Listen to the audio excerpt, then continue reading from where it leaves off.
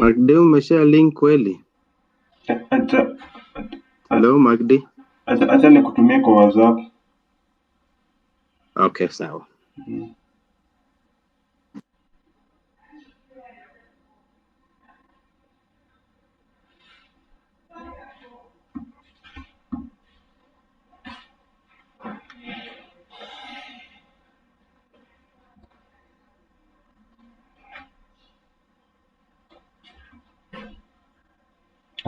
Kako kwa mngoje kidogo.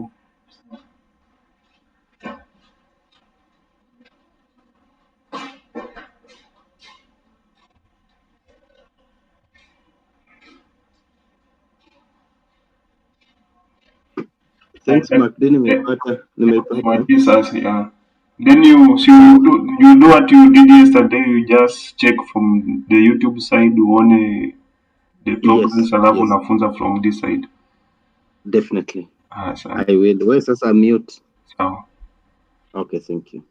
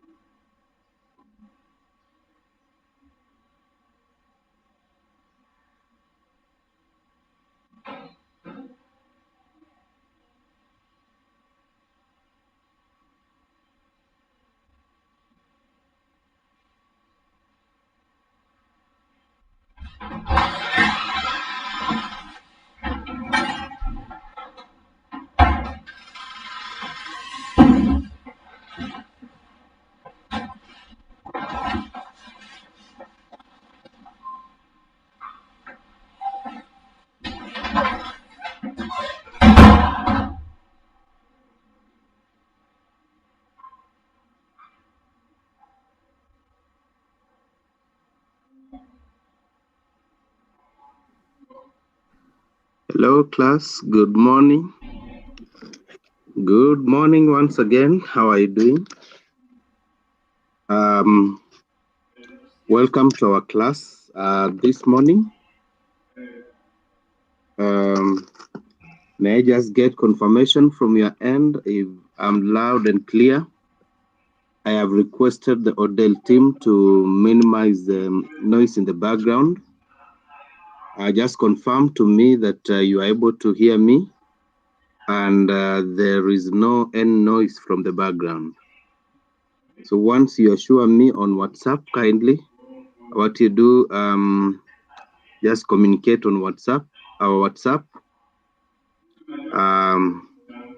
Let me know. Let me know if I'm loud and clear from your end, and there is no background noise for us to start. Meanwhile, share with colleagues, remind them to join the class. This class is very important to all of us. It's a class that you cannot miss. So please inform your friends who have not joined to join, so that we can get started in the next 1 minute. We shall be starting our lesson this morning. We don't intend to take long, in 1 hour's time or so. Thank you. You are saying you are getting me clearly. Thank you so much. I hope the noise in the background has been minimized.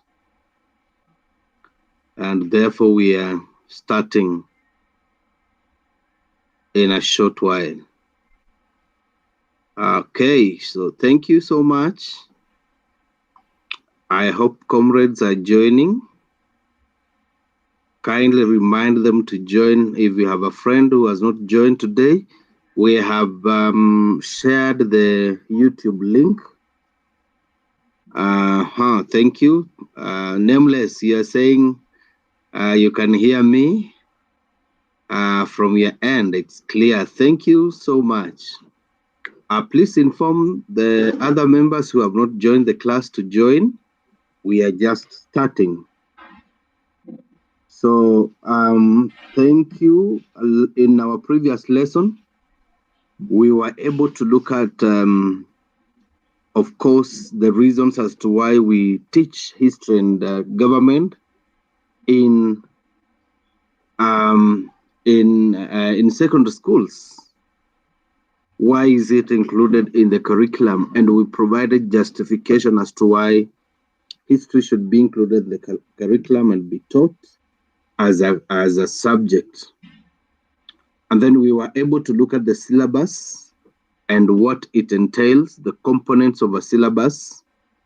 Remember, in our previous lesson, I told you that as a teacher,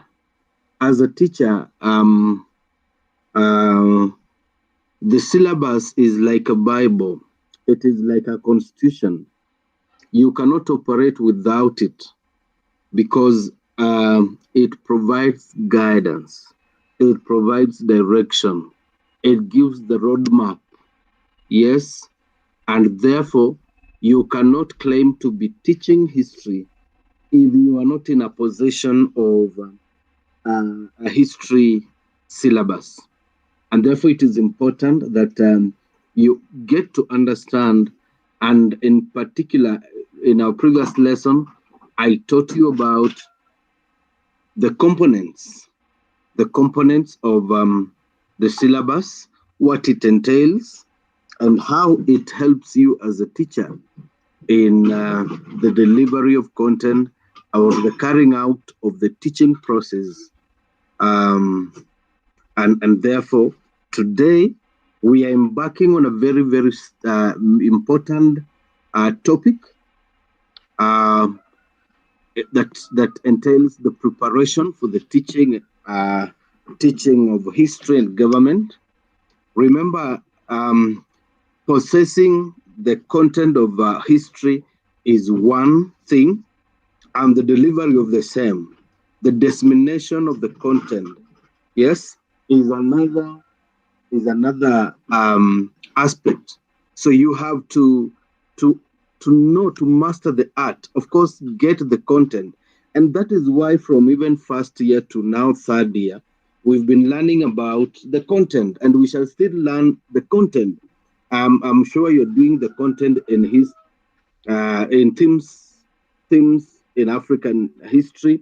You are now doing in historical development in that 120 or that 130 or so. And in fourth year still, we shall be teaching you about the content. But it is important that at this level, given that you are going to proceed, to the teaching practice. Last time you did what we call the school experience, but this time round, it's not just the experience, it is about the methodology. It's about the delivery of the content, what you have. And therefore, this course today lays a basis of your teaching methods, because you have to understand, you have to prepare. For me to teach this particular lesson today, I had to take some good time to also prepare the notes. Yes, because I have to understand what am I going to teach today. I must have the objective of every lesson, and this entails the preparation. So the real teaching of a teacher happens in the closet, when the teacher now, in line and in reference to the syllabus, prepares adequately. So the normal teaching itself, yes, takes place in the closet, where the teacher is preparing the materials to deliver, to teach, to disseminate to the learners.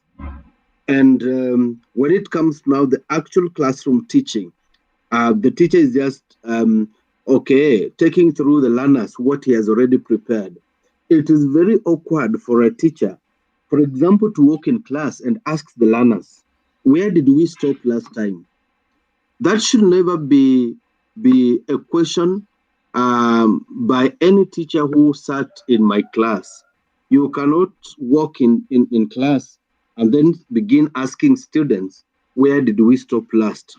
That one is just an indicator that this teacher did not at all prepare, and therefore is just picking from where they left. Not that he has the content. At times, students tend to think that this teacher has mastered the content, and therefore you wake him up any given time, he'll be able to pick up and teach. Yes, that is just one aspect. Remember, it is not just the delivery of the content, but how you do it. Yes, how you do it is what matters. The methodology of the delivery is what is important. The content itself is just a small portion. But what we want is, remember that when you walk into a class, you will meet a number of students. Like, for example, a normal class will be having like 40 students.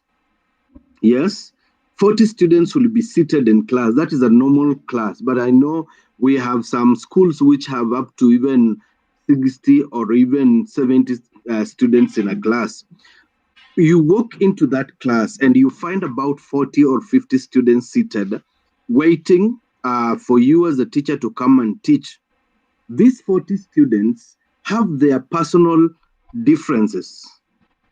Yes, and you have to meet them. We have those ones who have, for example, hearing impairment.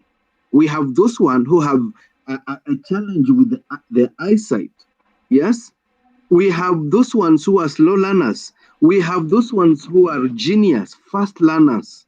Before you even teach, they know what you want to teach. And if you, for example, you have not mastered, some of them will wish that you give them an opportunity to teach. All these kind of students, I'm giving different personalities, are seated in that class and they want to learn. And remember, before you walk into that class, you have an objective. For example, this morning I have an objective for this particular lesson.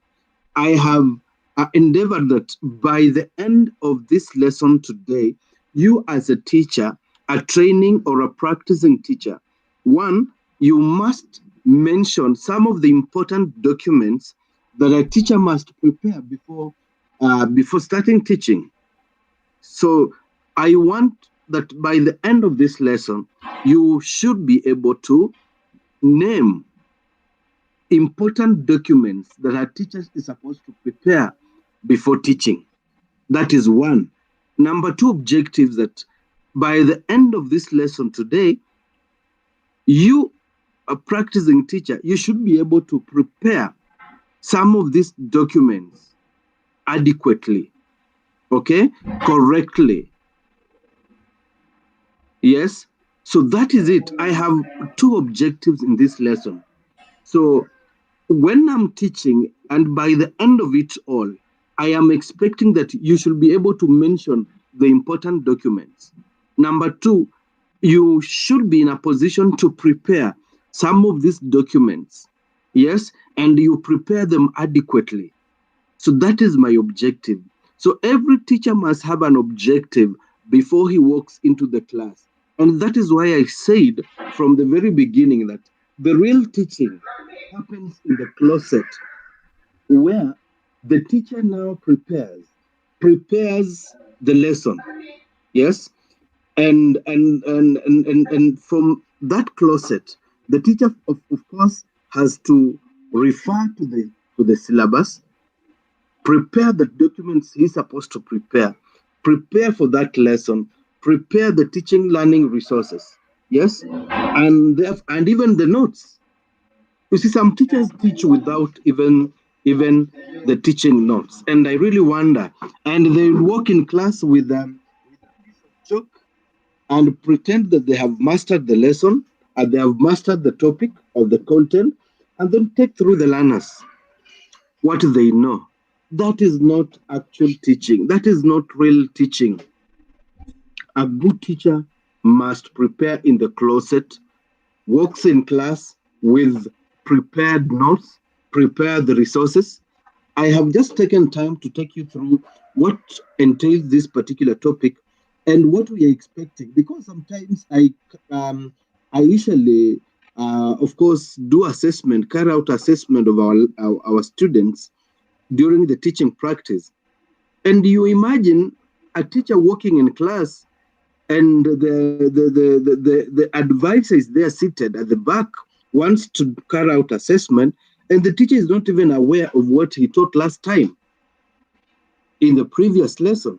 It's very shameful. Number two, a teacher walks in class without the teaching notes. How do you even do that? A teacher walks in class without even a teaching learning resource. A teacher has not prepared. And you wonder, what kind of a teacher is this? And at times, students have always hated me, because when they hear it is Dr. Masi who is coming to assess, some of them panic. And I usually ask them, why is the reason for you to panic? Because you as a teacher, we have taken you through. For example, today, I'm taking you through the process of preparation. And therefore, you should be relaxed when any given teacher is coming, whether any given advisor is coming to carry out an assessment, whether he comes from the field of physics, chemistry, mathematics, or even history, like myself. Once we have taken you through the process of preparation of the teaching, we expect that you will exactly do what we have taught you. It is very shameful. Like previously, I went in the previous assessment. I went and I traveled to Ikolomani, and I remember that day I traveled. I left my house at around 4, just to catch up with the very first lesson at 8, somewhere in the interior parts of Ikolomani. So I traveled to Kakamega. I boarded another vehicle to Ikolomani. From Ikolomani, I had now to travel into the interior.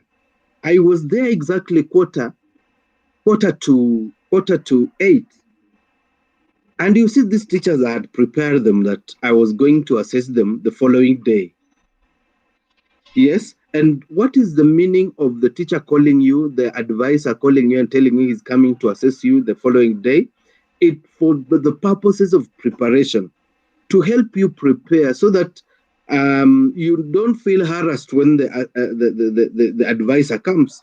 During our times, we were never told when advisors were coming. Yes. During our time, we were never even called the advisors. Yes. They were called supervisors. So they used to come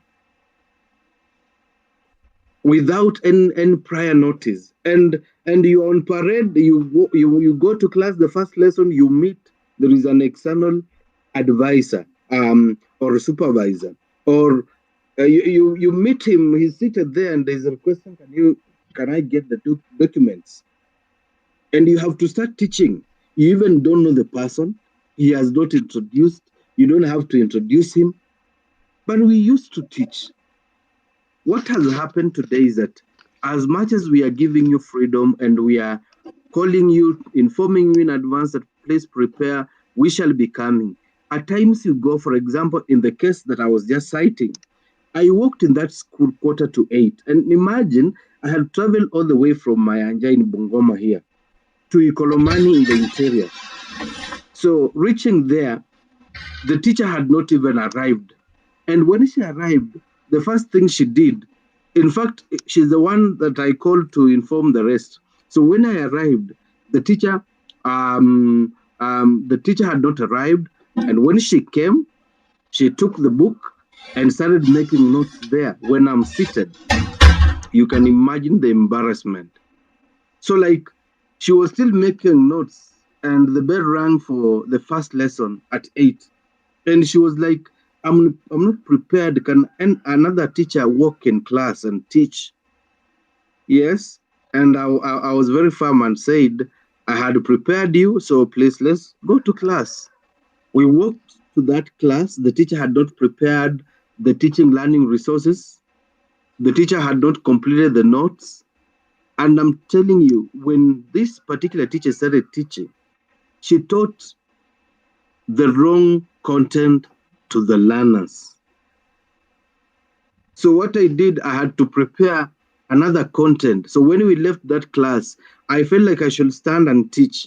But when we left that class, I had now to take the teacher through the right content so that she goes and to reteach that particular content. It is very shameful. And at times, even the principals of those schools will ask, where did these teachers maybe learn? Were they not prepared well for the teaching practice?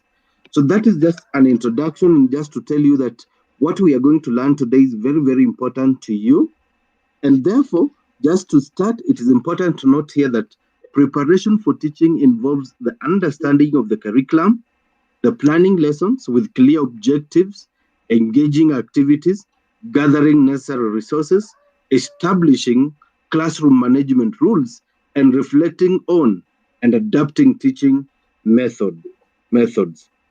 So when you prepare, what comes on your mind is that you must have what we call a lesson objective.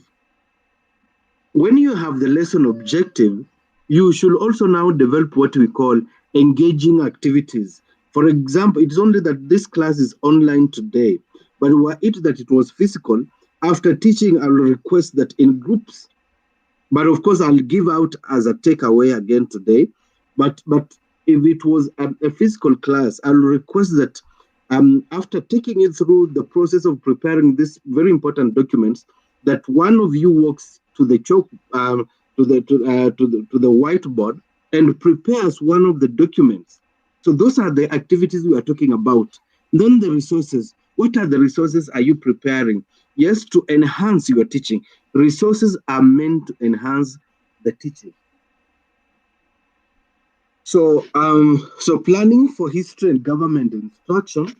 So when you plan, it means that it is just but the process that involves selection of relevant media maps, objectives, and preparation of schemes of work.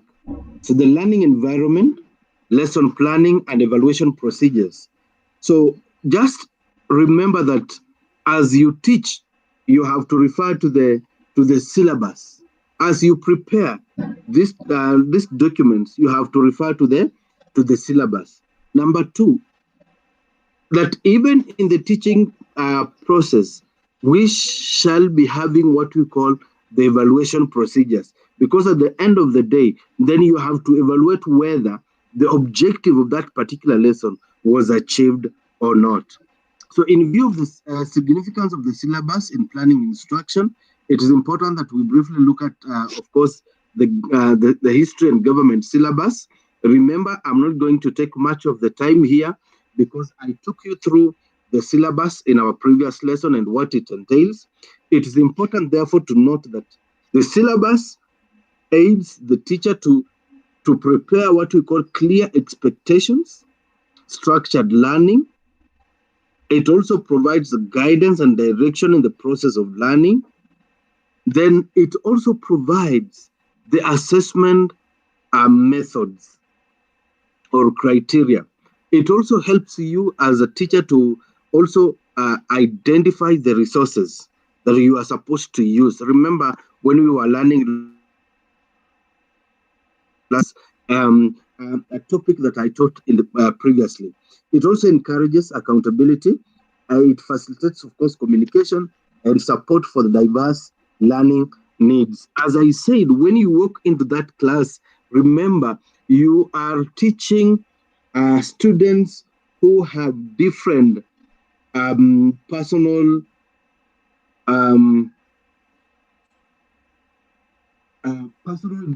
differences, and therefore you have to meet their needs. So that is of course the syllabus. So if you mention the documents that a teacher is supposed to prepare, the syllabus is not prepared by the teacher, but it's prepared by the government, of course, or the KICD. Okay, the KICD provides the syllabus, so the teacher to guide the teacher. So the documents that are prepared by the teacher include the following. We are going to look at the scheme of work. We are going to look at the lesson plan. We are going to look at the records of work covered. We are going to look at the progress records. So these are the documents that I'm going to take you through, that by the end of this lesson today, you should be able to at least name them. We have the scheme of work. You have to prepare a lesson plan. You have to prepare a record of work covered, and you have to prepare the progress reports. Remember, it's a process of preparing how to teach. And in the process of now teaching, you have to carry out an assessment. And that is why at the end of the day, we ask ourselves, have you assessed? Have the learners, of course, achieved? Have you as a teacher achieved the lesson objectives? And what is the indicator? Because the indicator is the student performance at the end of that particular lesson. Have they mastered the content, for example, the one you wanted to teach? So I am going to take you through all these documents. Of course, they're important. That why should you prepare these documents and what do they entail? So number one document is the schemes of work. When you talk about a scheme of work, what is it? So a scheme of work is defined as a breakdown of the syllabus into manageable units, which could be covered in a specific period of time. And this time can be in terms of weeks. You can prepare a scheme of work in terms of weeks, months, or even the entire year. So a good scheme of work recognizes the holidays, games, exam period, and should generally allow flexibility. So that is it, that you have now to break down the syllabus into what we are calling the manageable units. And what guides that is the time or the period. And we are saying you can prepare a scheme of work that will take a week, a month, or a term, or even the entire year. But we usually advise teachers that you prepare a scheme of work that covers the entire term, if it's first term, second term, and what? And third term.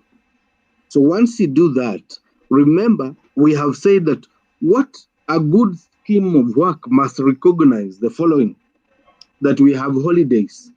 For example, in this during the third term or first term, what are some of the holidays that come in between that particular term? We usually have the Madaraka Day. We have the Heroes Day. Yes, and even if, this December we are going to have Madaraka Day. So have we taken note of that? Okay, so you have to take note of all those holidays as you prepare your scheme of work. At times also, of course, we shall have the calendar of events or games. A good teacher will take note, because when we have, at the start of every year, there is usually the issuance of the calendar of activities in maybe the county. And you see, the school has now to partake of these activities. So you as a teacher, as you prepare your scheme of work, remember that we shall have certain days that will be apportioned for purposes of games. So you have to take that into consideration. Remember also the assessment period, the continuous assessments. Yes, the end term exams are there. And therefore, if the term takes, for example, 14 weeks, so which weeks are you apportioning for the purposes of assessment, continuous assessments, and even the main or the end term exam? So you have to apportion that. So, and we are saying the most important thing here is that this particular scheme of work should allow flexibility. That means that as much as you have prepared your scheme of work and it's approved, remember, you can only teach using a scheme of work that is approved. This scheme of work should be flexible in a way that it should allow, just in case, for example, there is a holiday that is declared by the government of Kenya, which was not captured, which is not official, which is not on the official calendar of events in the year. So that one, your scheme of work should be able to accommodate that. So it is important, therefore, comrades, to look at the importance of a scheme of work. Is the preparation of a scheme of work important to you as a teacher? And the answer is yes. One is that it makes the teaching both systematic and orderly. You will not teach haphazardly. Yes, this one aids the teacher not to teach haphazardly. That you now have to arrange your teaching in a very systematic and an orderly manner. Of course, from simple to complex. That is how even the syllabus is arranged. And I took you through some of the topics and how they are arranged from Form 1, initially Form 1 to Form 4. We teach from simple to complex, from known to unknown. So the scheme of work will help you, it will guide and make the teaching to be systematic and orderly. Another importance of the scheme of work is that it gives the teacher a forward insight in teaching by enabling one to identify the content, the methods, and the relevant instructional materials which are going to be used in the lesson. I told you from the beginning that the real teaching of any given teacher is done in the closet when the teacher is preparing for that particular lesson. Yes, it can be even in your room, it can be in your home. That is where the real teaching takes place. Because during that preparation time, you have to identify, of course, get the content, look at the content, read through the content. Is it really adequate? See where to add, see where to subtract. Is it too much? Is it too little? Is it okay? That is when you identify or tell if the content is okay or not. What adjustments are you supposed to do? Then the methods, which method will suit this particular content? Am I going to use discussion? Am I going to teach by use of participatory method? Yes. Is it by debate? Is it by project? So the teacher will be able to identify the right method to use. The relevant instructional materials. Which materials are you going to use? For example, are you going to prepare a manila paper portraying, for example, a map of Kenya showing the origin and migration routes of the early societies in Kenya? So are you going to use the manila to draw and indicate the migration routes? Are you going to get the realia, the real materials to use? Are you going to use the materials that you have to purchase or not? Or are you going to improvise? So it provides the forward insight. Yes, what it means is that it helps you to prepare in advance, ahead of time. Number 3 is that it enables the teacher to see lessons in a broader perspective. Thus, it guides one during lesson preparation. So what is the broader perspective? That is why I said, if you prepare a scheme of work, it helps you now to tell the length of the scope of that particular lesson. Is it very long? Is it very short? Yes, is it okay? So the teacher will tell the scope of the lesson when you are preparing a scheme of work. The scheme of work also enables the teacher to budget for the time wisely, giving room for events and activities which might interfere with the school calendar. I've just mentioned, for example, the public holidays. At times in given schools, we usually have what we call prize giving day and even outing for the learners. So as you prepare, you'll be able to now to budget for the time. See which time should be apportioned for the activities that are listed for the term. If we have the public holidays, if we have, for example, games, we have the prize giving days, we have outings for the learners. As you prepare the scheme of work, the scheme of work will help you to budget for time. The scheme of work also, it checks the learner's pace of teaching. It checks the teacher's pace of teaching, because we have said, as you prepare the scheme of work, you see, if you don't prepare, that is why we usually have teachers today, they claim to be very genius and hardworking, and they cover the syllabus within the first term. The question is, are they teaching according to the syllabus? Are they teaching according to the syllabus? Is their teaching systematic? Is their teaching orderly? Because how do you congest and teach the entire syllabus in one term? And surprisingly, to some teachers, they teach it within a very short, not even a whole term. Within a month or two, the teacher has completed the Form 4 syllabus, and he will be in the staff room bragging that he has finished the syllabus. The question is, have you achieved the objective? And therefore, the preparation of the scheme of work, it checks the teacher's pace of teaching. How fast and how slow. You see, we usually have some teachers that do the opposite now. That by third term, the teacher has not completed the first term work. That is very wrong. That is being lazy.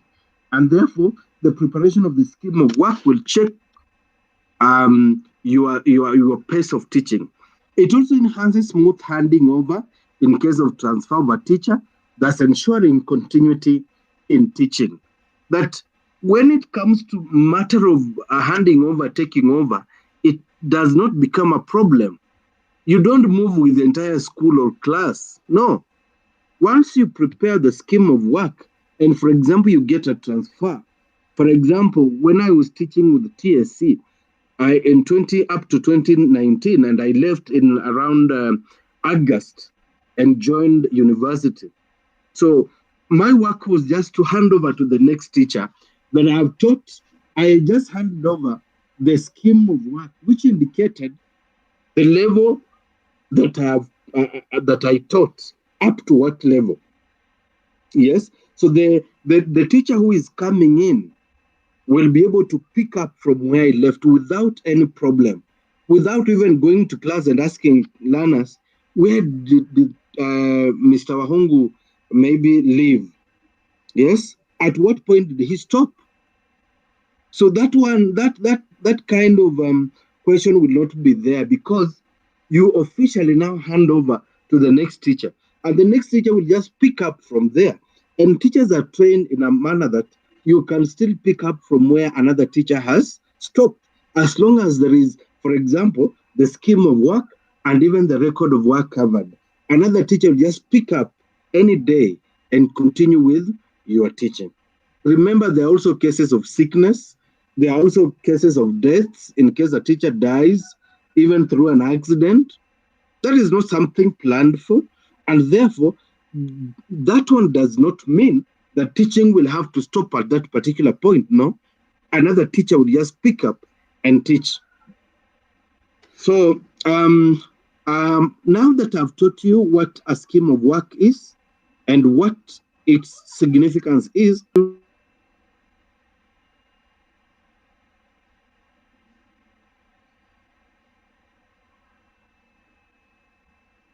through the format of a scheme of work. The scheme of work, at times we usually have, when you go on teaching practice, you'll be given the printed one. So you'll not be drawing, yours will be just filling in. But for the purposes of preparation and learning, it's important, because I remember in my previous lesson, my previous class last academic year, I asked the learners to prepare a scheme of work. So suppose you are asked to prepare a 1 week scheme of work. Are you able to do that? And at times we ask learners that you pick a topic of your choice in Form 2 or even Form 1 and prepare a 1 week scheme of work. Are you able to do that? Or even others, up to this point, they don't know the topics of Form 1 and then topic in Form 2. You can imagine, you as a practicing teacher of history, you cannot even remember one topic in Form 1 or any other topic in Form 2. That is abnormal. So you have to know the topics that are taught in Form 1. And I think in my previous lesson, I took you through some of the topics that are taught in Form 1, in Form 2, in Form 3, and in Form 4. So this is the format. We shall have the students or the teacher's name. You will have to indicate there if it's Dr. Maasi Kennedy, or then when I was a student, it is Kennedy Maasi. That is the teacher's name, you. Then the registration number, EDA /0549/13. That was my registration number. And the school I'm teaching, let me say it is Kisioi ERSF. So I've indicated there the name of the school. The subject is history. The term is term 1. And the class is Form 1 West. Okay? So that is the preliminary information for a scheme of work. So the scheme of work itself, when you look at the contents of the scheme of work, this is how it looks like. So we have the week, that is the first column. The second column is the lesson. The third column is the topic. The next column is subtopic. Then the next column is lesson objective. Then we have the teaching learning activities, the teaching learning methods, the teaching learning resources, the references, assessment, and then remarks. So how many columns are those? 1, 2, 3, 4, 5, 6, 7, 8, 9, 10, 11. So for example, if I give you to prepare a standard scheme of work, comrades, I need a scheme of work with 11 columns. Last time, surprisingly, when I gave students in an exam to prepare a 1 week scheme of work, the learners could hardly draw 11 columns. Some of them drew up to 6, and others stopped at 5, others stopped at 8. That is, the entire thing is wrong. If you draw more or less, it is a wrong document. So we want to see the 11 documents, and they have to follow that order. It has to follow that order. You don't now interchange. You don't now interchange. Yes? They follow each other. You cannot begin by saying that that column for the week becomes the lesson and that one of the topic becomes the week. That is wrong. The way we have arranged, and I want you to look at the format, we have to begin with the week. And that is why we said you can even plan your scheme of work to take a week. Okay? So you have week 1, and perhaps you have now the lessons are usually 4, but mine here I've drawn 3, but they're supposed to be 4, depending with the school, of course. Some schools, they have even 5, okay? But the standard is supposed to be around 4. So after the lesson, that is lesson 1, lesson 2, lesson 3, that is maybe on Monday, Tuesday, Wednesday, Thursday. Then the topic, what is the topic? Is it the introduction of the teaching of history and government, for example? What is the subtopic? Importance of teaching and learning history. What is the lesson objective? That by the end of the lesson, the learner should be able to define what is history, and number 2, state the importance of learning history. What are the teaching activities? Yes, what is supposed, and here when you talk about the teaching learning activities, it's called the teaching learning activities. It's now the teacher's activities. Yes, for example, the definition, defining the term history. Okay, what are the learning activities? Can you mention the learning activity? Discussion, maybe you are the learners, maybe they can even take notes. The learners can answer questions. Those are the learning activities. Okay, but I usually discourage when learners say, listen to what? Is it an activity? So it should be followed. It can be listening and taking notes, or listening and maybe attempting to answer the questions, but you cannot just say listening. So what is the teaching learning methods? Which methods are you going to use? Is it participatory? Is it discussion? Yes. Is it project? Yes. We want to see. Then teaching learning resources. Which resources are you going to use? If it's a chart, you don't just write there chart. No. It's a chart showing, for example, a map of Kenya or migration routes. So you don't just say a chart. Some students even indicate their book. That is very wrong. How can a book be a resource? And you include even the pages and say it is a resource, and you include there the pages. Others right here the blackboard. Teaching learning resources, blackboard, pens. Surely. So what is it? If it's a picture showing what? You don't just say a picture. It must be a picture showing. Yes, for showing. Okay. Then when it comes to references, it must indicate the author, the title, and the page. Who is the author? What is the title? Yes? And the pages. If it's page 1 to page 4, then let it be page 1 to page 4. So that any given person looking at your work, he knows that you are covering, maybe if it's book 1 by Macmillan, pages 1 to 2. Assessment, are you going to do oral or written? So you can do oral, or you can also give written. Then remarks, this remarks column can only be filled after teaching. So you ask a teacher to prepare a lesson, a scheme of work, and you find the teacher filling the remarks column, and you ask yourself, at what time did this teacher now teach?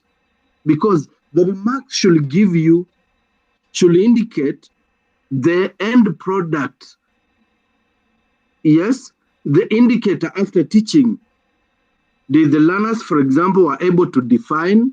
So you can include there. You include there, for example, and say the learners were able to define. The learner stated,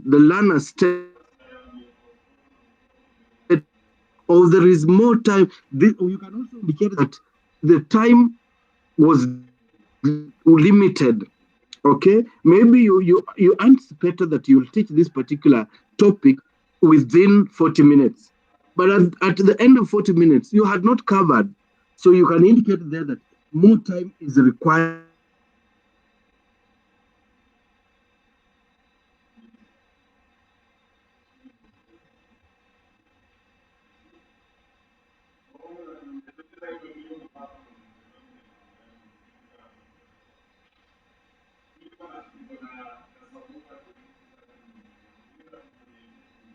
in the remarks column what is supposed to be written.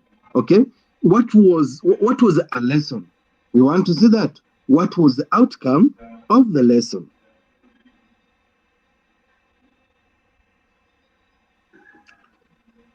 so that you don't just now say taught. You know, some students are very funny. They will just say lesson taught. And you wonder what is wrong, because now, does that one inform any person looking at any person picking up your class? Does it really inform? No. So as you fill the remarks column, you are supposed to be very objective. And Mark, I have said you are supposed to fill that particular column, the remarks column, after teaching. So then, of course, that one was just lesson 1. Then you go to lesson 2. You have to state the topic, the subtopic, the lesson objective. Some people don't do that. We want to see the lesson, the topic, the subtopic, then the lesson objective must be stated. And then you repeat for that particular lesson. So, and you do that for week 1, you do that for week 2, you do that for week 3. I've just told you, for example, the teaching learning resources I've seen here. You can even decide to bring in a resource person. You can also decide to use even newspapers, for example, newspaper cutting showing a national event like sports. Okay, so that is it. So remarks column should be descriptive and focus on areas which might have been interfered with the achievement of the objectives. For example, you had taken out learners out on a trip, and then you experience an accident. So was the lesson objectives achieved, or the accident interfered with the lesson? You are taking learners on a trip, you have that challenge.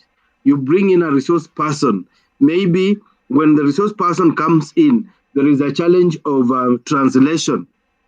What are you going to fill in the remarks column? Maybe there was a challenge with what?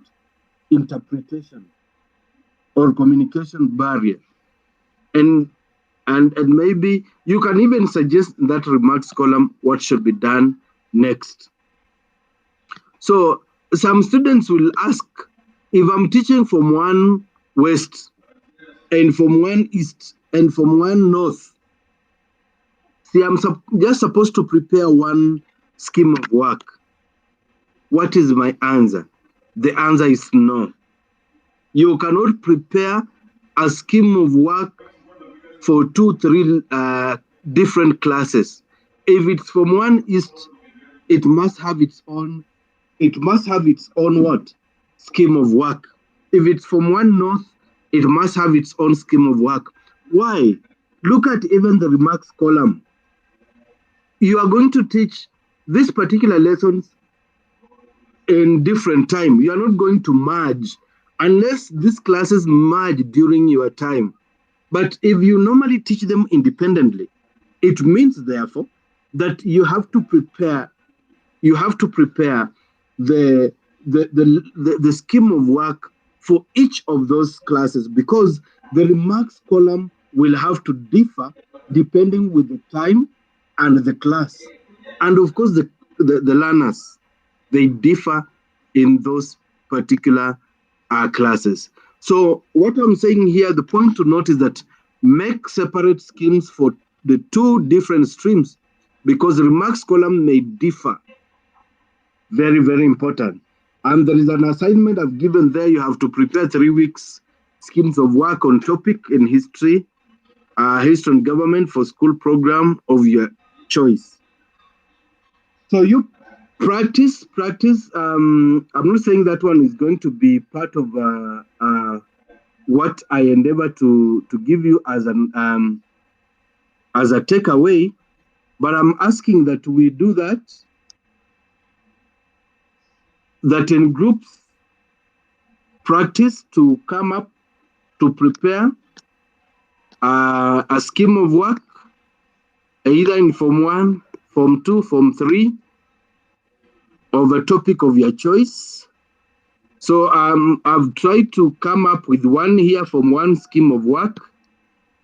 We have the student teacher's name, registration number, and then the school where you're teaching.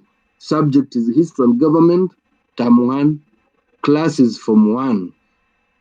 The topic is introduction to history and government.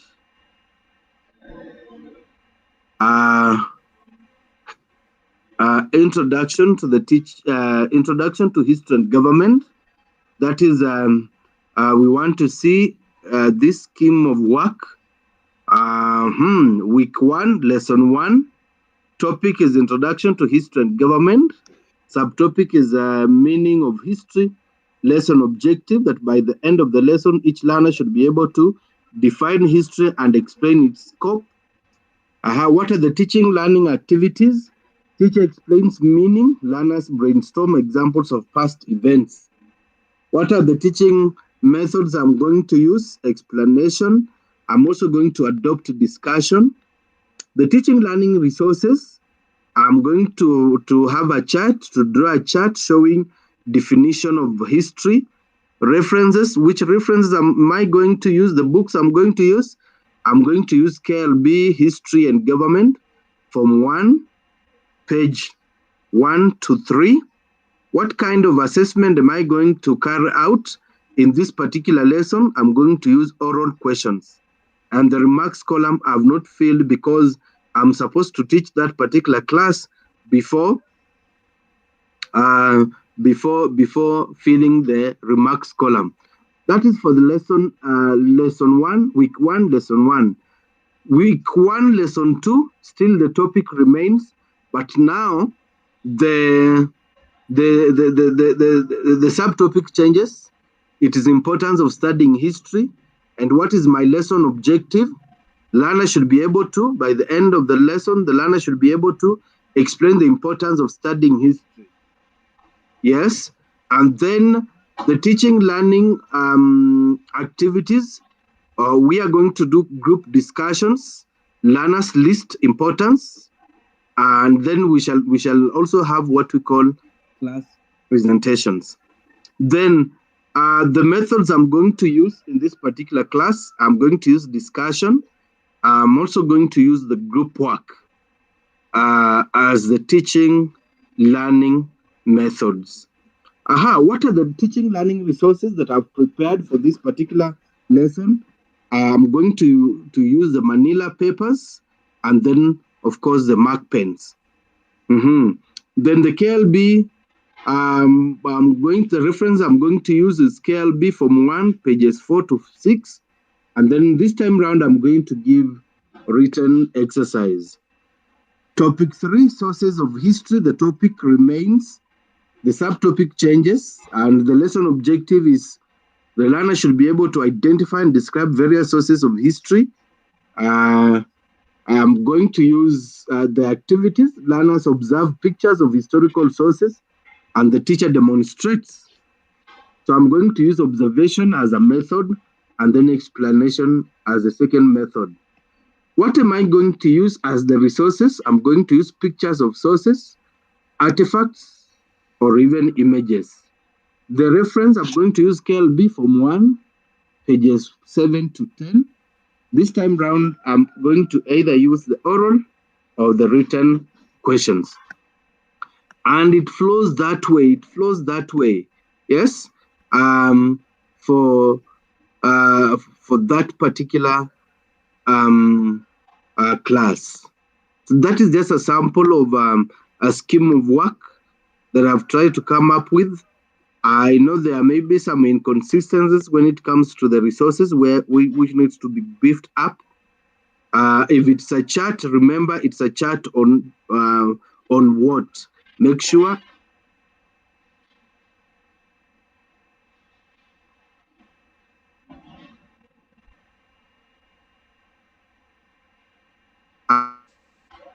mhm.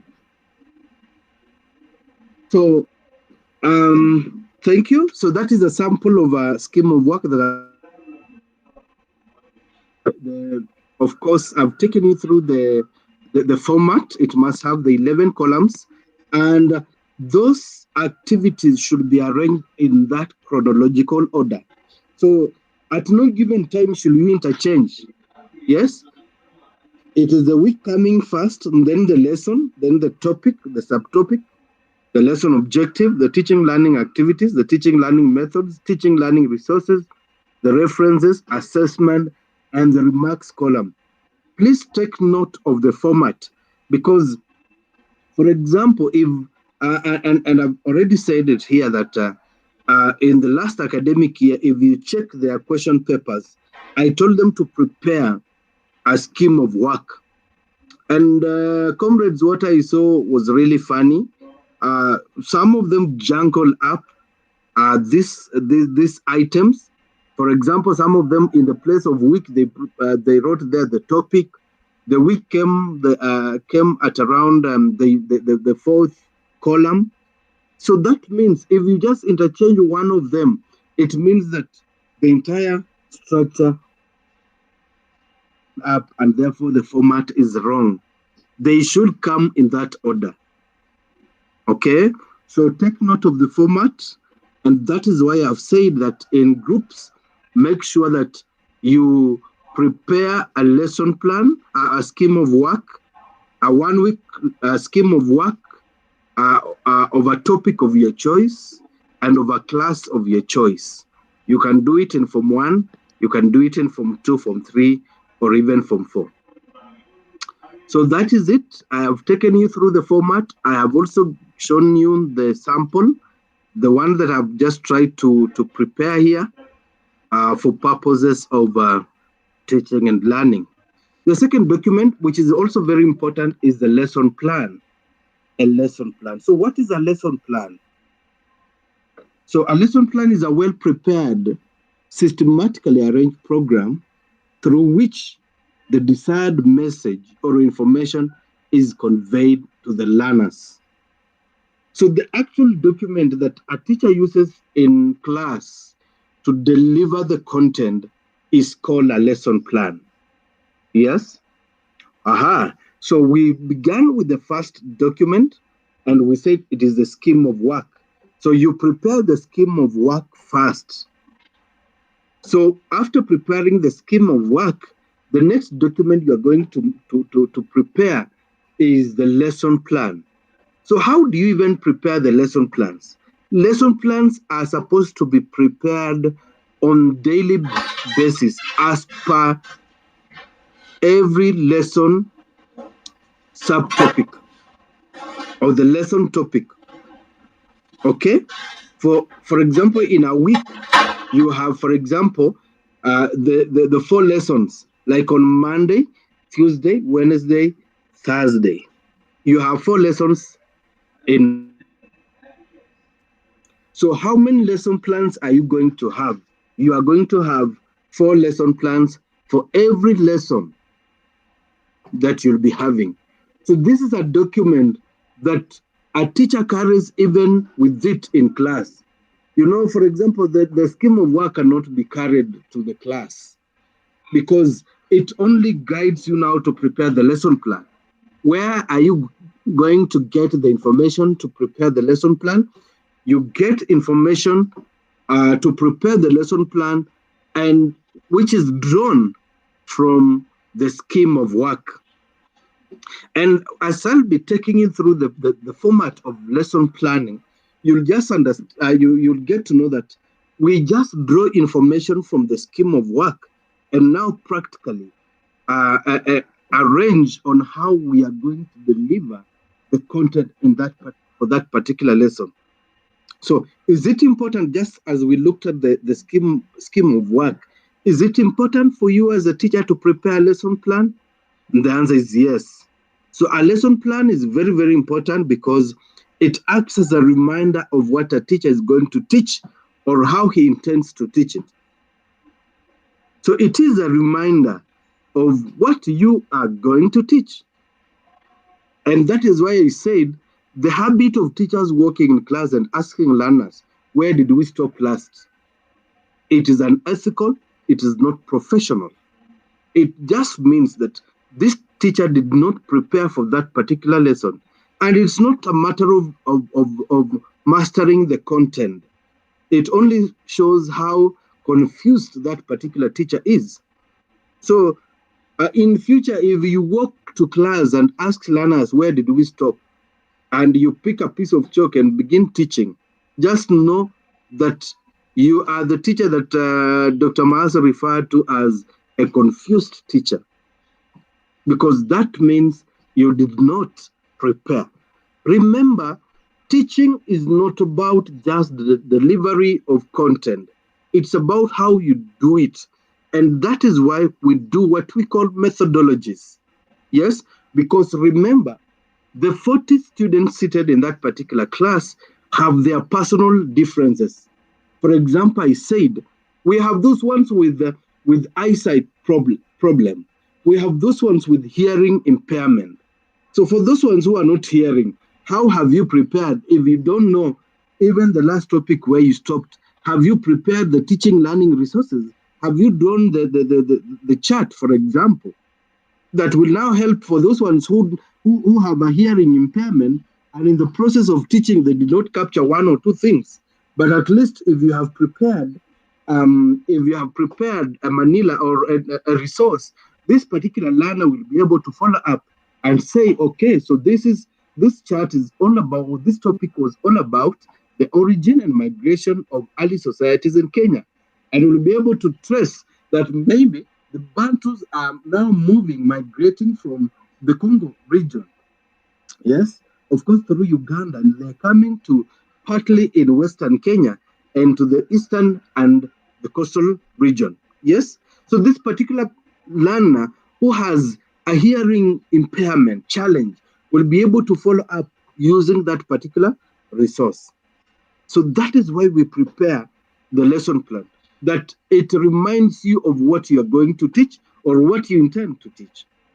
It also encourages logical development and preparation. Evaluation is possible with a lesson plan while the lesson is in progress. So it also helps it to structure the approach.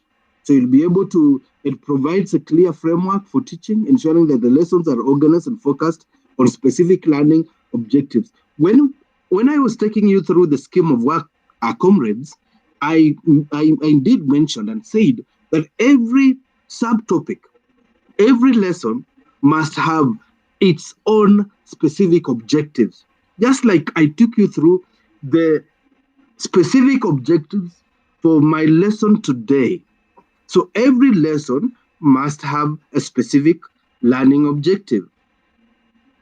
It also helps educators define and communicate what students should achieve by the end of the lesson, promoting targeted learning. So it informs you as a teacher what the learners are supposed to achieve by the end. Like by the end of this lesson, today you must know the documents, professional documents that a teacher is supposed to prepare. And number two, you must know the format and the preparation procedure of every document that I'm going to take you through. For example, at this point, I'm expecting that you should be able to now prepare a complete and adequate and correct scheme of work. A lesson plan also assists the teachers in allocating time effectively for each part of the lesson. ensuring that all content is covered within a available class time. So when you prepare a lesson plan, it does not give room to a teacher to say now the lesson was too long or it was too short. No, no, no, no. That means this teacher did not plan for that particular lesson. So if you hear a teacher in the staff room saying, and I know you are going to proceed on teaching practice, and good enough, you are also on the learning experience. Previously, you overheard the teacher say the lesson was too long for me. I finished within the 10 minutes. I was done with the lesson. That means the teacher did not prepare for that particular lesson. Why? Because the lesson plan will help you to ensure that you also budget on the time. Because, for example, you arrange activities in the introduction, and then in the lesson development, you have also arranged on how you are going to spend your time, because you will arrange also the teacher's activity and the learner's activity. And sequentially, as you deliver on this, you are looking at the time of the period you allocated these activities. So there is no time at there is no any given time you'd now say, I had a lot of time today. I just finished within 10 minutes, I was done with that particular content. That is wrong. Then the lesson plan is also very important because it lists necessary materials and resources, therefore allowing teachers to prepare in advance and utilize class time efficiently. So if you see you meet a teacher working in class without prepared materials or resources, that teacher did not prepare for that particular lesson. Just like I cited the example where I went to a school where the teacher now came very late, started preparing the notes, had not completed the bell rang for the lesson. The teacher had not prepared the resources. I'm telling you, this teacher used just like 5 minutes and she was done with the teaching. Yes? What does that indicate? That this teacher did not prepare adequately. And therefore, the preparation of a lesson plan helps you to prepare the resources, because from the scheme of work, you'll be able to see, as you have seen in the format of preparing the scheme of work, we have said that there is that special column for teaching learning resources. And you have to indicate there, if you are going, for example, to use the resource person, you indicate that a resource person will be coming to maybe address 1 to 3. If you're going to use a chart, you now say, I'm going to use this. You've now prepared the chart for that particular reason. If you're going to use, for example, newspaper, then you have to prepare for the same.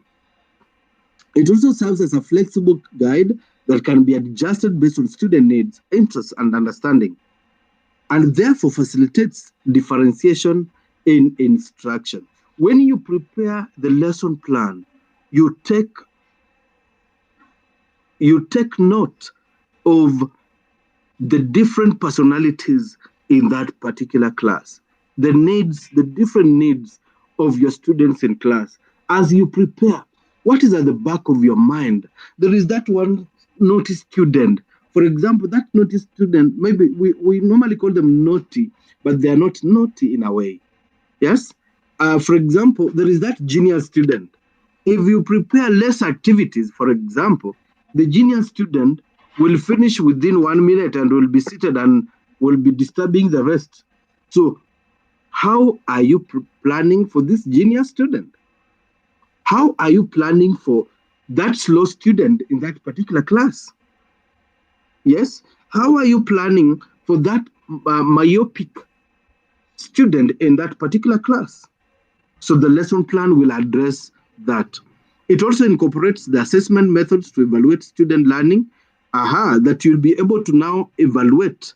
Assessment is there. Remember, there is that column also in the scheme of work that we say. So when you're preparing the lesson plan, you prepare activities to do an assessment, because how will you now know that the lesson objective was achieved? Is it through the written exercise? Is it through oral questions? That is why at the end of the lesson, it's important to either give an assignment or even give oral questions. And this one will help you to assess and tell that the lesson objective was achieved or not. It also provides a basis for reflection after the lesson, allowing teachers to analyze what worked well and what would be improved for future lessons. At the end of that particular lesson plan, comrades, there is what we call self-reflection. And that column, that particular area should only be filled after the lesson was taught, just like the remarks column in the scheme of work. There is that part known as the self-reflection. That particular area is only supposed to be filled once you have taught, and it must be objective. Okay? For example, you taught this particular lesson, and the lesson objective was not achieved. What were the barriers? What were the impediments? What were the challenges? Can you state them?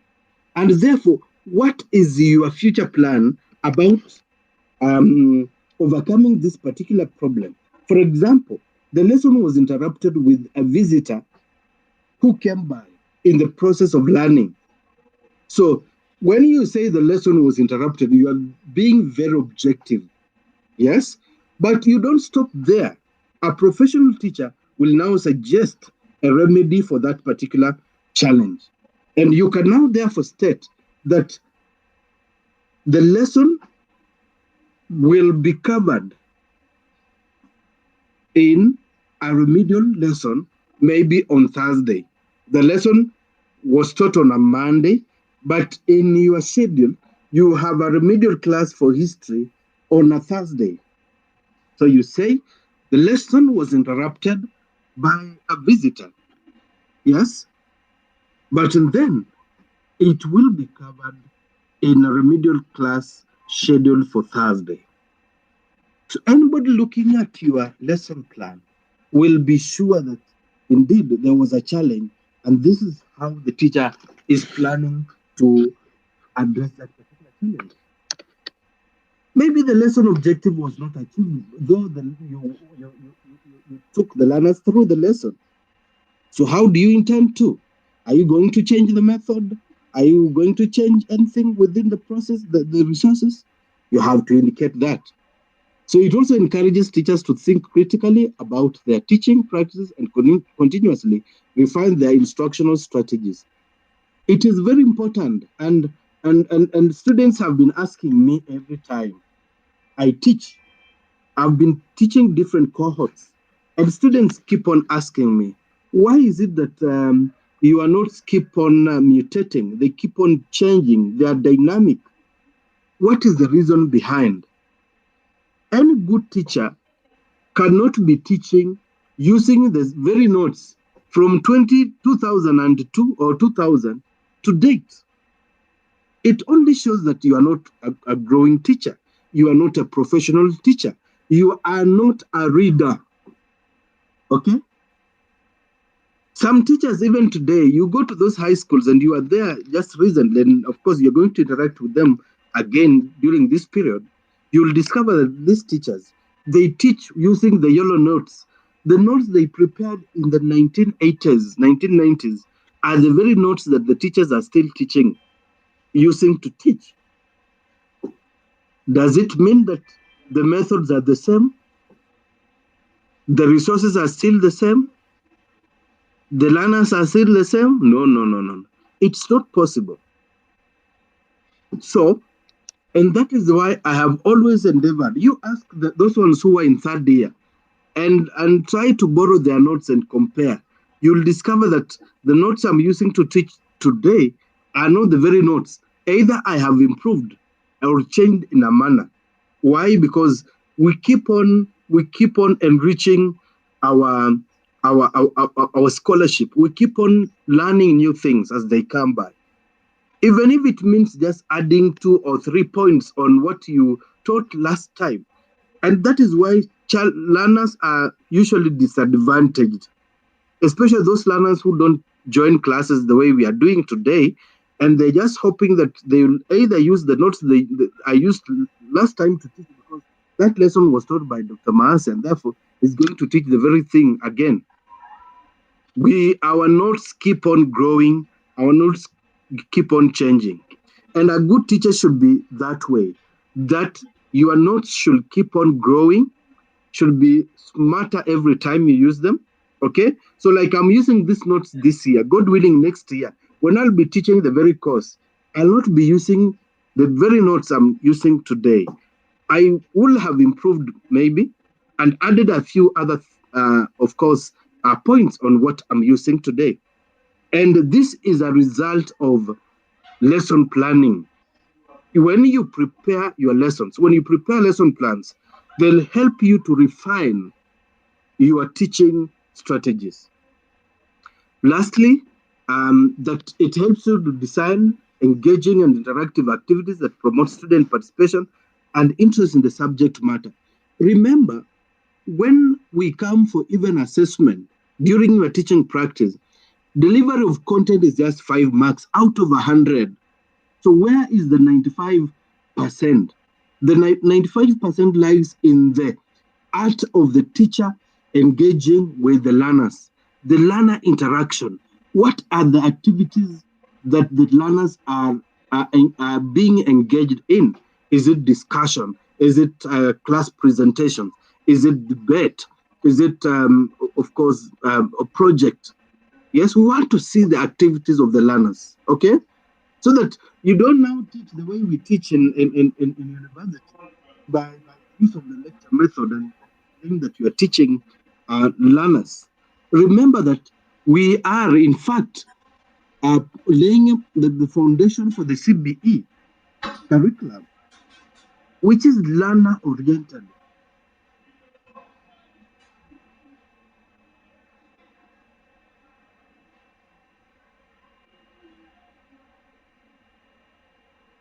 Learner should be very interactive in the process of learning. We want to see the activities. So the activities forms the around 70% during the assessment period. May you allow me now take you through what we call the format of lesson planning. And that is the format that you have to start with the name of the student, the registration number, the school where you're teaching. The roll represents the number of students in that particular class, if there are 40 or 50. Okay? Then, of course, you have to come up with that table there. For example, the class is from 1 West. The role is we have the boys and girls. If it's a boys' school, then it will be just boys. But at times you'll go to a school where it's a mixed school. We have boys and girls. The subject is history and government. The time, at what time are you teaching this particular lesson? If it's from 8, remember it takes 40 minutes, so it will be up to 8:40 a.m. The date I've indicated there, you have to indicate the date you are teaching. Then the lesson topic, where are you going to get the lesson topic?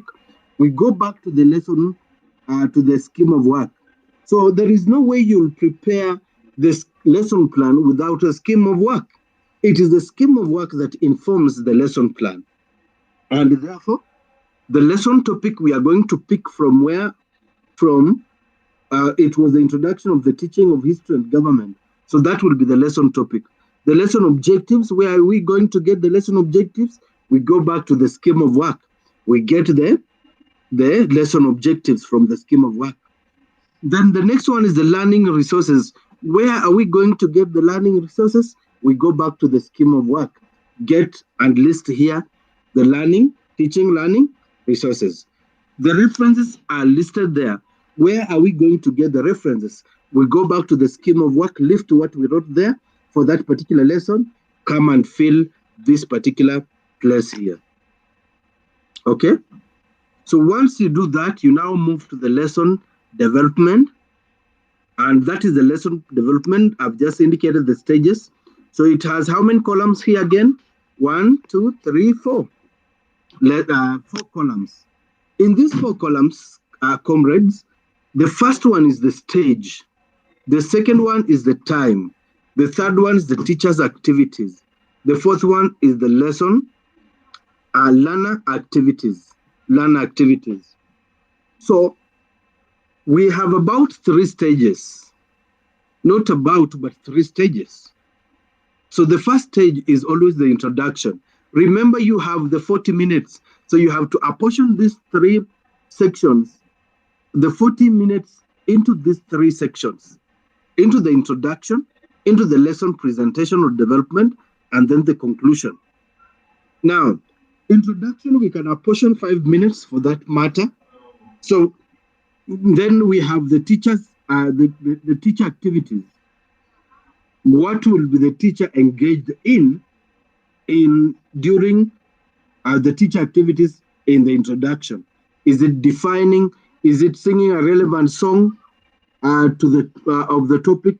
Is it reviewing the previous lesson? What will be the learners doing? Is it listening and answering? Is it singing together with the teacher? You must indicate the activities. Then in section 2, stage number 2, remember that is now lesson development. We have to apportion some good time for that particular section. And we are apportioning 30 minutes. But these 30 minutes are also divided into 3 in what we call the teacher activities. Step 1, let's give it 10 minutes. Okay? So as you develop your content, for example, in step 1, are you going to, for example, showcase? Are you going, for example, now to guide the learners, go through the chart, understand the chart? Okay.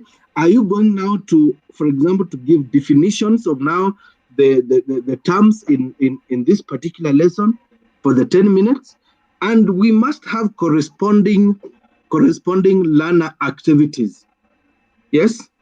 Is it the learners are observing the chart and answering questions? Are the learners aiding the teacher to maybe to mount the chart on the wall? Okay. Then step 2, what are you going to do in step 2? And then step 3, also 10 marks, with, of course, the corresponding learn activities. In your conclusion, we can also give it 5 minutes. What will be the teacher doing in conclusion? Are you giving a summary? Are you giving a written assignment?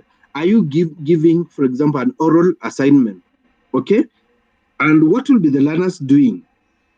Maybe taking or writing or noting down the assignment, answering questions orally, okay? Or also being engaged in summarizing the lesson. During development, this is where you bring in the methods of teaching. Remember, during development, we want to see now the methodologies. If it's discussion, for example, in step 2, are you going to now arrange learners in group discussion so that they can discuss and also now give answers? Please. So that is the format. And then at the end there is what we call the self-evaluation or evaluation. It can be called, I think, self-evaluation or reflection.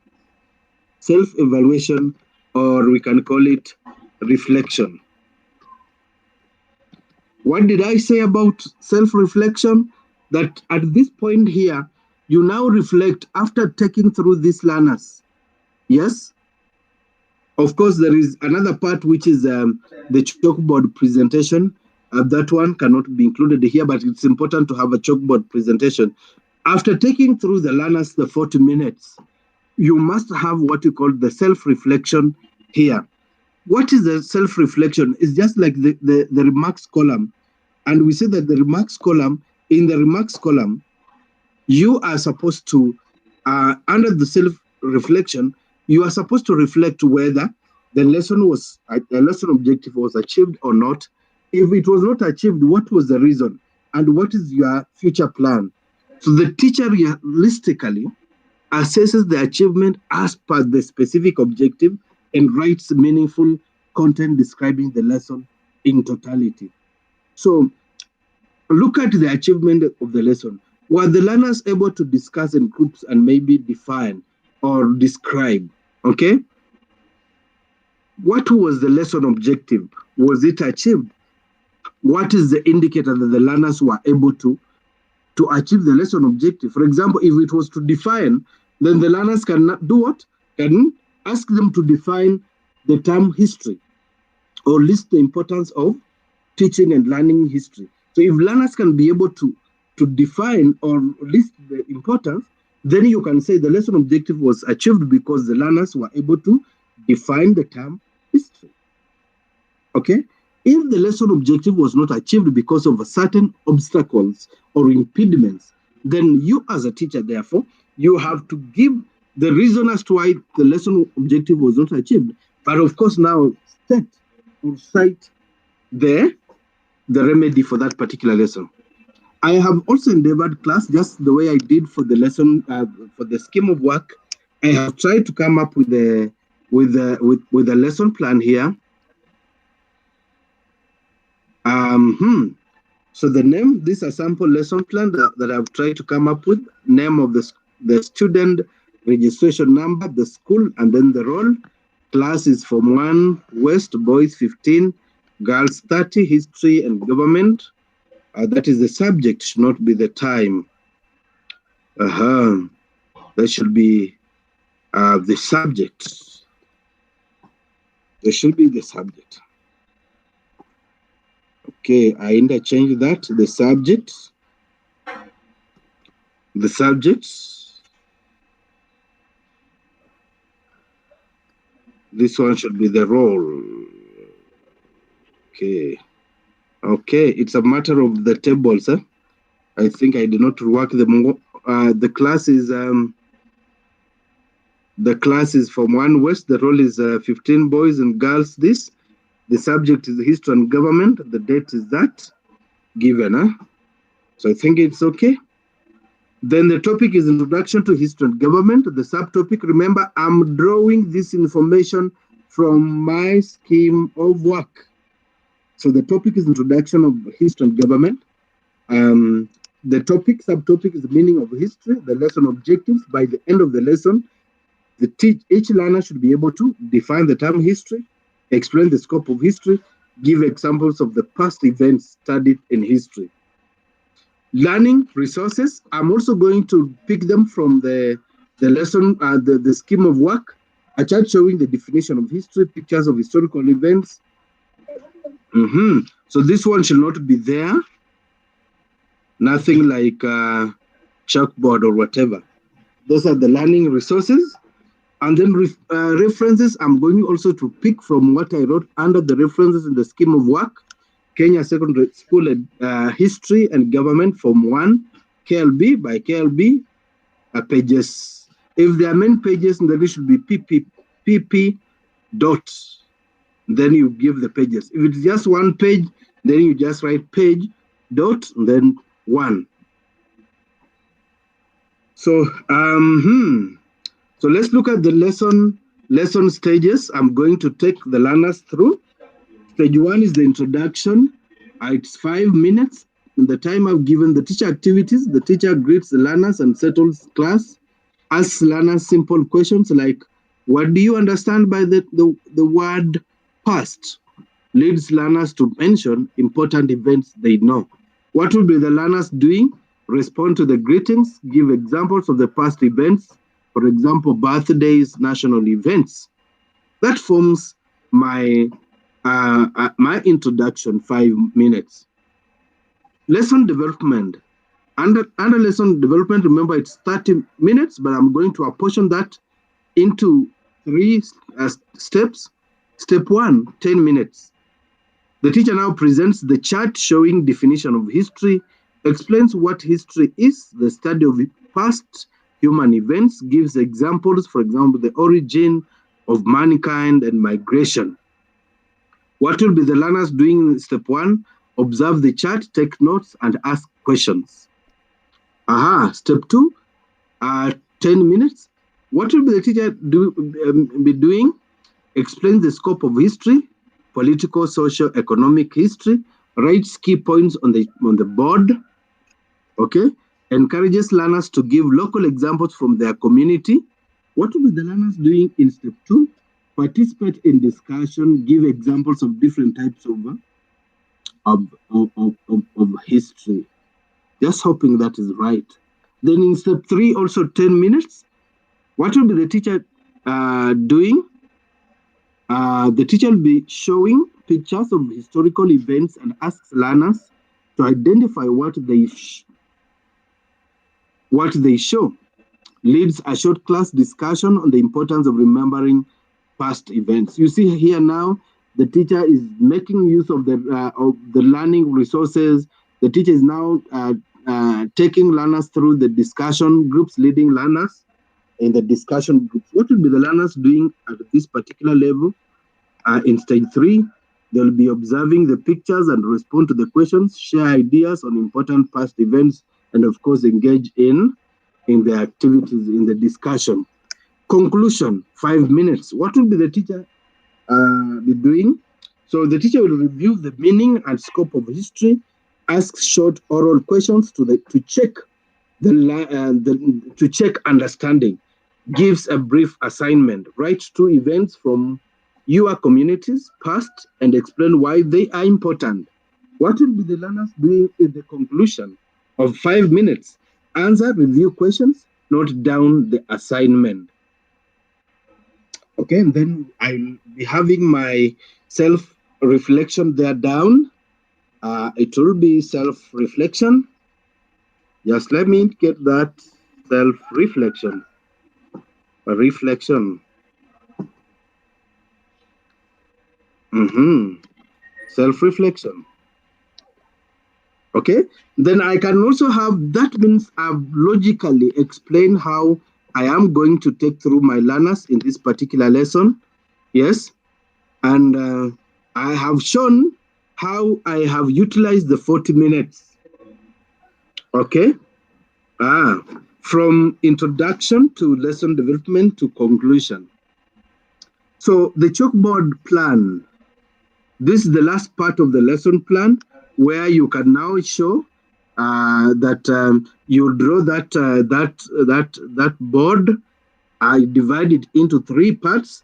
On the left, top left, you'll do the rough work, maybe terms that appear difficult and vocabularies. For example, if you're defining history and all that. The subject, you indicate history and government in the middle. Then you can give your summary points. So remember, during the lesson presentation, we said that the teacher will give a summary of the lesson. So you put the summary there. Illustration.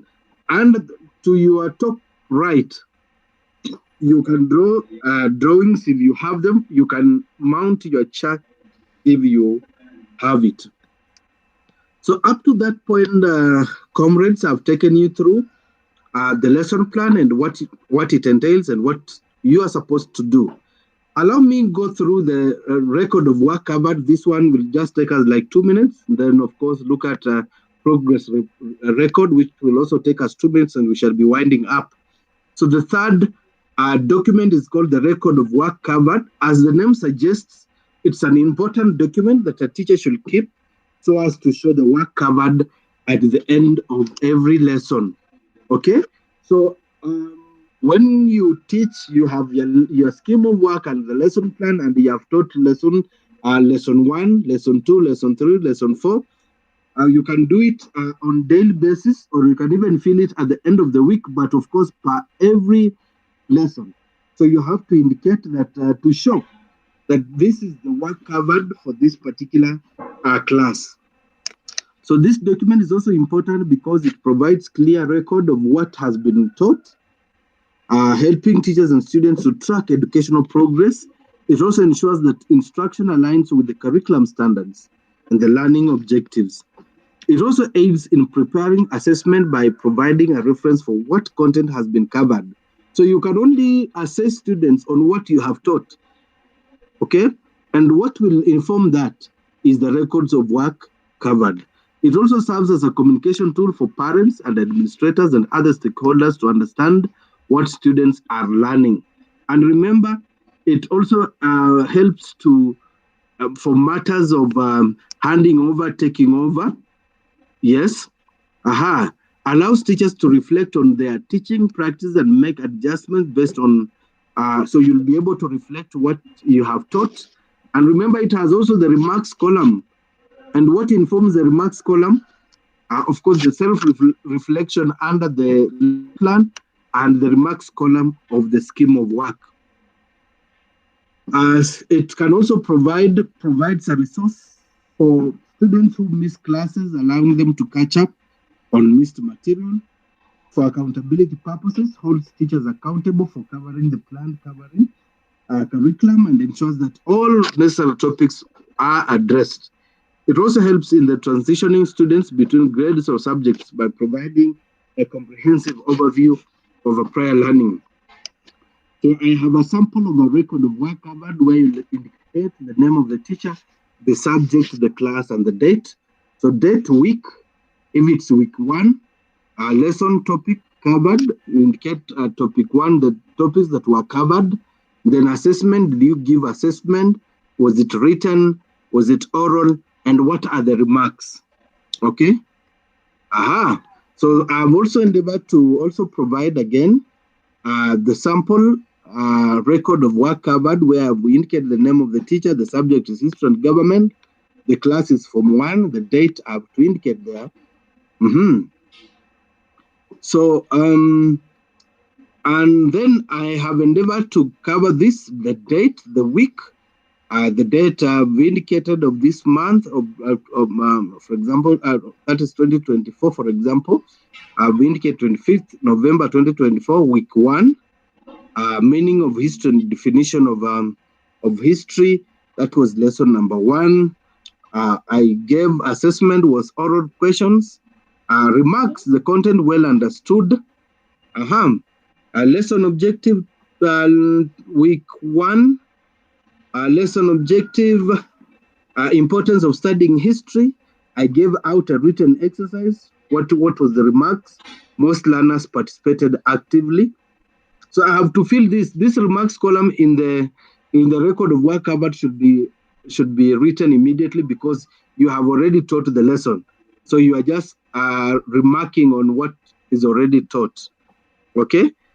Unlike the lesson plan and the scheme of work, you can only fill the remarks column or self-reflection after teaching. Let me look at archaeology, meaning and role. Oral questions were given. More time needed for clarity. You see now the teacher here is saying that more time is required for that particular lesson. Most lesson objectives were achieved. So that is a sample of a record of work covered. Allow me to take you through the students' progress record. When you talk about this, the student teacher is expected to give evaluation or progress tests. So these tests may be weekly or termly. So you prepare a progress record whereby, for example, you now have the names of those learners, the admission numbers, and how they performed if we have the continuous assessment or in different continuous assessments, maybe through oral or even written. So that is what we call progress record. It monitors students' progress. And it informs the educators and even the parents on the progress of learners. So that is it. That marks the end of our lesson today. Comrades, our next lesson will be on methods, techniques, strategies of learning, of teaching, history, and government. I will take you through on how the methods you are supposed to choose in the process of teaching. I'll also teach you the techniques or strategies that we use in teaching history and government. Very, very important, noble for you as a teacher. So in brief, what have we learned today? I have taken you through the process of planning and preparation of teaching history and government. And I said that by the end of this lesson, you ought to, 1, be able to mention the professional documents, and I've taken you through the 4 professional documents, the scheme of work, the lesson plan, the record of work covered, and the progress reports. Yes, I have, the second objective was that you, by the end of this lesson, you ought to be in a position to prepare a scheme of work or a lesson plan or record of work covered. And I have given you the format of doing that, so I'm just hoping from my end that you can be able to prepare the documents that I've taken you through. I've also taught you the importance of preparing these documents, these professional documents. Yes, they're very important. So that marks the end of our lesson today. May I get a response from you guys, either on WhatsApp? I just want to move on and look at our YouTube link, see whether we are together, you are comfortable. Aha. Ama kimeumana in the course of teaching. Naona watu wanaombana tu gas in the process of teaching. Watu wanaombana tu gas hapa na mimi nafundisha. Aha, so may I get a response from you guys? How was the lesson? Nilienda haraka, or you were able to capture what we intended to learn today? Aha. May I get responses on WhatsApp and even on the YouTube channel? I'm there already, so may I get the responses?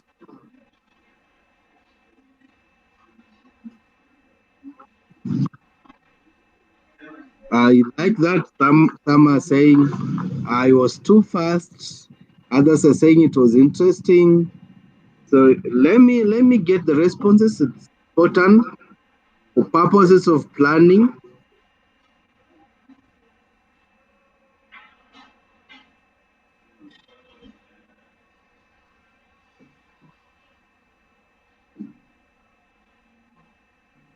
Aha.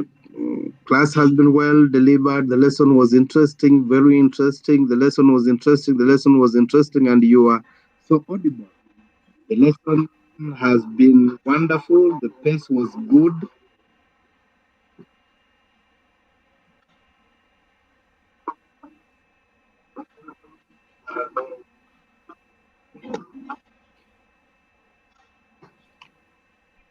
The lesson was interesting, sir, though you were too fast a bit, so I'll have to moderate that in our next subsequent lessons. Thank you so much, comrades. I'll be sharing the notes with you.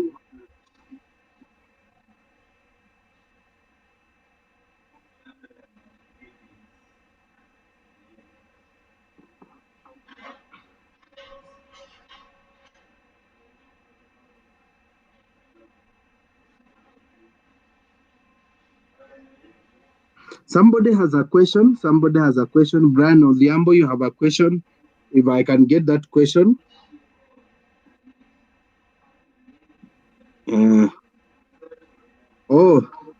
James Wanjala is asking how many lesson objectives should we have? I request that you can post on WhatsApp instead of, I want to quit the YouTube link. I'm quitting the YouTube link, so you can post those questions. Post those questions. I want to react on them quickly. So thank you. I want just to respond to the questions that have been raised by comrades here. Somebody's asking, how many lesson objectives should we have? You can have one, you can have two, at most three. Okay, depending on the content. But my proposal is that just have like two, because look at the limited time you have. You only have 40 minutes. So if you have many specific objectives, it means that then you have to take more time that I've taught you. Yes, the entire topic, I only had two objectives. Objective number one was for you at the end to be able to name the professional documents. Number two was for you to prepare at least one professional document. So you see, in the entire topic, I only have two specific objectives. So if you give men specific objectives, it means you will take more time. Somebody's asking, can writing notes be part of lesson plan? No. In fact, In fact, I usually discourage. Thank you for asking that particular question. Can writing notes be part of the lesson plan? No. In the process of preparing the lesson plan, at any given time, don't even mention, allocate time and say learners will be writing notes. That one is not acceptable, please. And that is why in the process of my preparation of my lesson plan, I only said one of the learning activities. I said they will be noting down. Yes, noting down maybe activities, but not writing notes. They can only note down, for example, an assignment, the summary, but it cannot be a whole activity given a portion of the time. And please, I want to reiterate it here, please, that please, please, please avoid dictating notes. Repeat, never in the process of teaching, assessor is seated, the advisor is seated at the back, and you begin dictating notes to the learners or writing notes on the chalkboard or whiteboard. You will score 0 if it's Dr. Maasi assessing you. Please, and I want to repeat, some of you we teach you today, and you, like those ones who are in this class, will not be able even to tell what we have learned today. And that is why about getting the notes to read, to understand, then answer questions. It's about the method. So in the process of writing, in the process of teaching, summarizing, you see in our lesson, we have said that the teacher will be. So when you summarize, for example, you are doing a summary end, yes, as you'll be listing the notes for the learners. But ask the learners to go, their libraries are well furnished. Tell them to go get the textbook and read and make notes. So I have discouraged that writing notes is not part of learning. When is the role supposed to be written, after the lesson or before? As you enter in that class, that one it's arguable. At times, we normally just write. You cannot be penalized for writing the role there. You can just write the normal role or number of pupils in that particular class, students in that particular class, or you can still fill that particular section after teaching, because you'll be able to know that a certain person or certain candidate or student did not attend, and therefore out of 40, one is missing. And it is important, when you go to that class, show the advisor that you know your students. For example, you can say, oh, so today Bahati did not come to school. What is the problem? For example, if it's a day school. Oh, so Bahati did not come to school today. Who knows the whereabouts of Bahati? Take time and ask, and the learners will be answering. And the advisor seated there will know that you are caring. That one is also another 5 marks if I'm the one assessing you. It means that you know what you're doing. You are considerate. Okay? Lakini mtu anasema ni crack jokes ndio watu wengine wasilale. I'll try to do that. I was trying to do that, but then you did not laugh. Next time utacheka. So thank you so much. I think I've handled the questions that you have raised on our WhatsApp, and that marks the end of our lesson today, comrades. It has been a pleasure taking you through that particular topic. We are meeting next week on the very topic that I've listed there.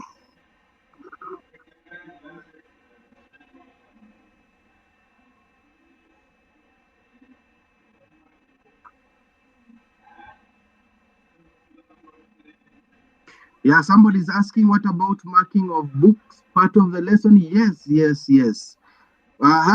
see, you have to move around and check. You see, you'll be giving learners some work to do.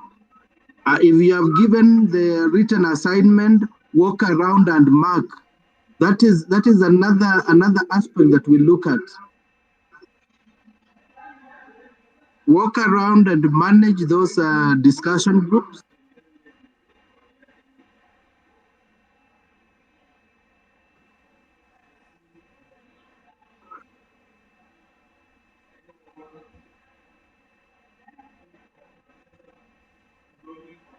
Okay, that marks the end. Bye. Have a good day.